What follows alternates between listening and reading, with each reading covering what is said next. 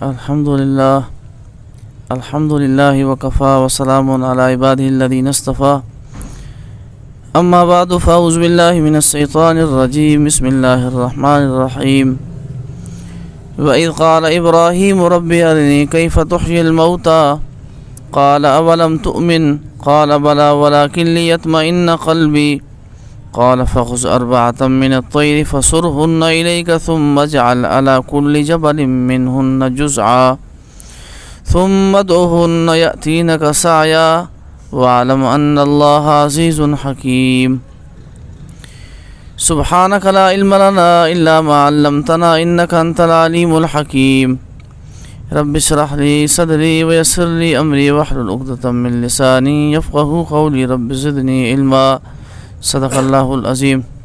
دل کی محبت سے درود شریف پڑھیں۔ یا رب صلی وسلم دائما ابدا علی حبیبک خیر الخلق کلہم۔ سورۃ البقرہ آیت نمبر 260 میں نے تلاوت کی ہے۔ اب اس آیت کے اندر حیات بعد الممات کہ انسان کو مرنے کے بعد دوبارہ زندگی ہوگی، مرنے کے بعد دوبارہ زندگی ضرور ہوگی۔ اب اس آیت میں اسی کا ذکر ہے۔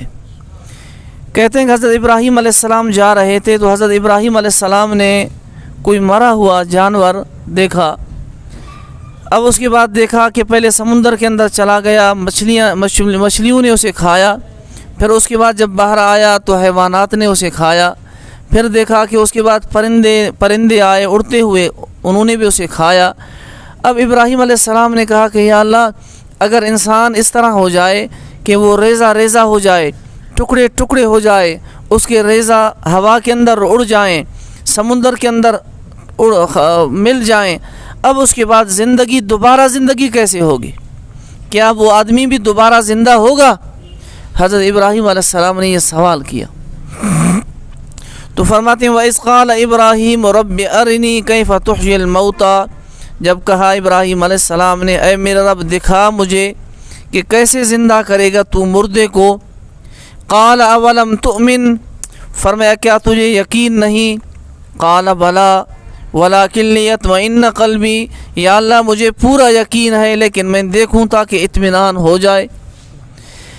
کبھی کبھی ایسا ہوتا ہے کسی چیز کا انسان کو یقین ہوتا ہے لیکن وہ اسے دیکھنا چاہتا ہے، اب دیکھنے کے بعد اور زیادہ اسے یقین ہو جاتا ہے۔ تو اسی لیے ابراہیم علیہ السلام نے بھی یہی کہا کہ یا اللہ مجھے یقین ہے لیکن مجھے دلی اطمینان چاہیے تاکہ میں اسے دیکھوں۔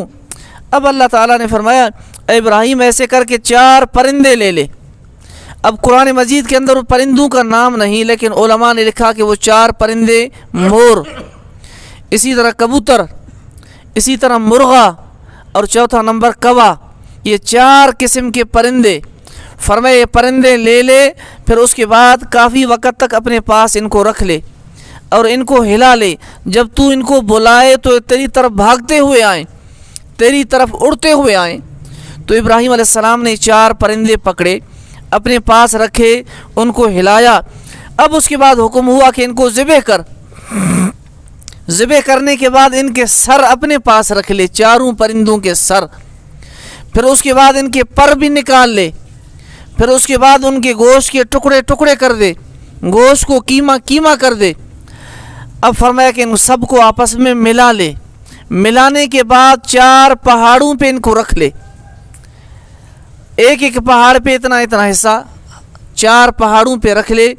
فرمایا اس کے بعد پھر ان کو بلا لے، ان کو کہے کہ اللہ کے حکم سے میں تمہیں بلاتا ہوں، پھر تو دیکھ کیا ہوتا ہے۔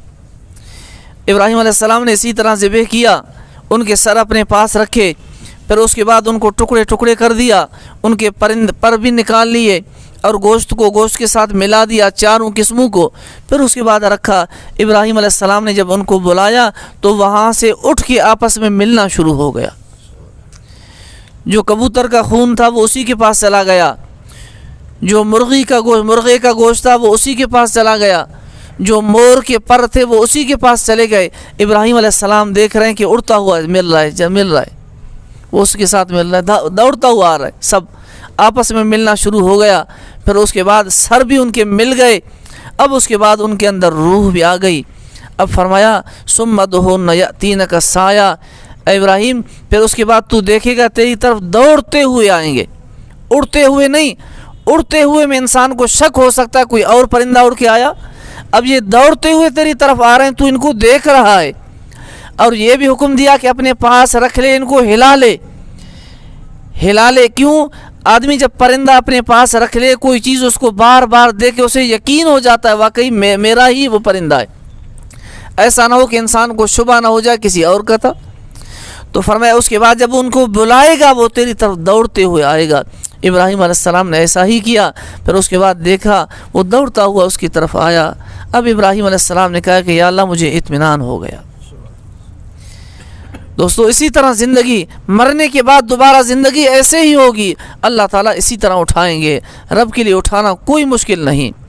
انسان اگر اپنی جان کے اندر غور کرے، دوستو انسان ماں باپ کے نطفے سے بنتا ہے، اب یہ نطفہ بنتا ہے خون سے، خون بنتا ہے خوراک سے۔ اب انسان اپنی خوراک دیکھے، یہ پتہ نہیں کہاں کہاں سے پوری دنیا کی خوراکیں کھاتا ہے۔ اب یہ خوراک، یہ گندم پیدا ہوتی ہے جب اسے ہوا لگتی ہے، جب اسے بارش لگتی ہے۔ اسی طرح کھانے کے مختلف اجزاء یہ زمین سے پیدا ہوتے ہیں۔ اگر انسان غور کرے، انسان کے اجزاء، انسان کا جسم پوری دنیا میں تقسیم ہے۔ اب اس سارے اجزاء کو اللہ تعالیٰ کیسے ملا رہا ہے؟ جب اس کو اللہ تعالیٰ ملا رہا ہے تو اسی طرح انسان کو دوبارہ زندگی دینا بھی رب العالمین کے لیے بڑا آسان ہے۔ اگر انسان عقل سے پوچھے تو انسان کا عقل بھی یہی کہتا ہے قیامت ہونی چاہیے۔ دنیا میں آپ نے دیکھا کوئی بڑا ظالم، کوئی بڑا سرکش طاقتور، اب اس نے 10 آدمی مارے، 15 مارے، 20 مارے، کئی لوگ مارے، کئی لوگوں کو قتل کیا، لیکن اب کیا ہوگا اگر اسے پکڑا جائے گا؟ عدالت میں جج یہ لکھے گا کہ 4 دفعہ اسے پھانسی، 10 دفعہ پھانسی۔ اب پھانسی تو 1 دفعہ ہے، اب لکھنے سے یہ بدلہ تو نہیں ہوا۔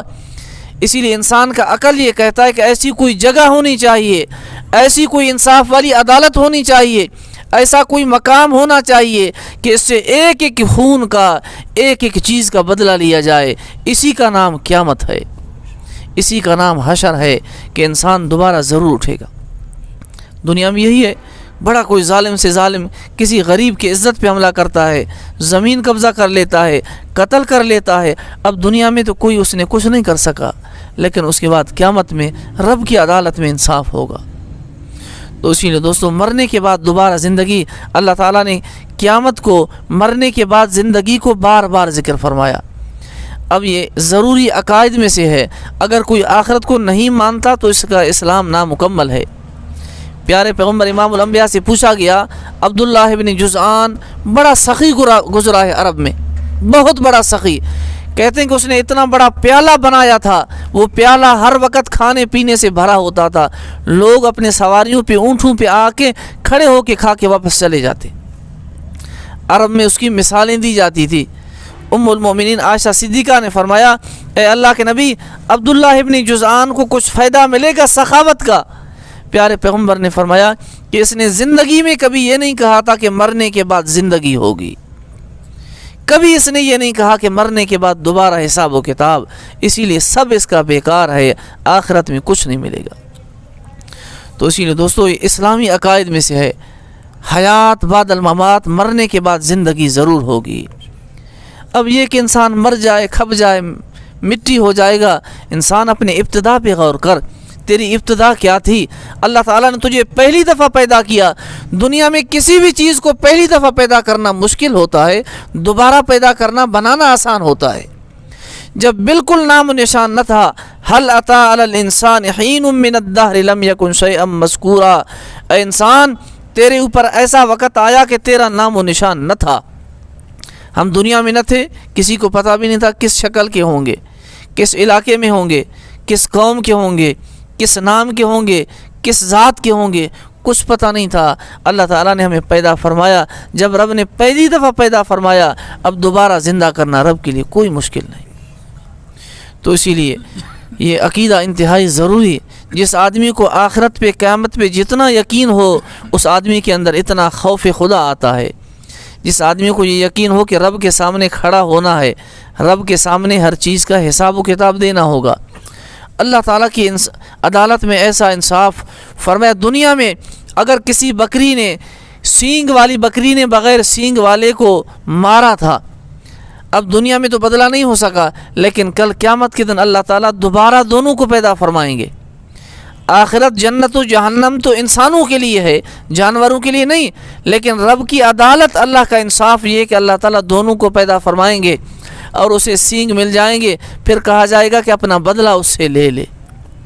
پھر اس کے بعد بدلہ لینے کے بعد پھر ان کو کہا جائے گا کہ مٹی ہو جاؤ۔ جب رب کی عدالت میں اتنا انصاف، کیا قتل کرنا، انسانوں کو مارنا، زمینیں قبضہ کرنا، عزتوں پہ حملہ کرنا، گھروں میں جانا، کسی کو ذلیل کرنا، یہ کچھ نہیں، رب کے سامنے بڑا حساب و کتاب ہوگا۔ اسی لیے انسان آخرت کو اپنے ذہن میں تصور میں رکھے۔ دعا ہے اللہ تعالی ہمیں آخرت پہ پورا یقین کرنے کی توفیق عطا فرمائے اور قرآن مجید کے تمام احکام پہ عمل کرنے کی توفیق عطا فرمائے۔ وآخر دعوانا الحمدللہ۔ ربنا آتنا فی الدنیا حسنۃ وفی الآخرۃ حسنۃ اللهم انا على ذکرک وشکرک وحسن رب اجعلنی مقیم الصلاۃ ومن ذریتی ربنا وتقبل دعاء ربنا اغفر لی ولوالدی وللمؤمنین یوم یقوم الحساب۔ اے اللہ کرم فرما، اے رب، اے اللہ آسانی فرما۔ صلی اللہ تعالی علی خیر خلقہ محمد وعلی آلہ وسلم۔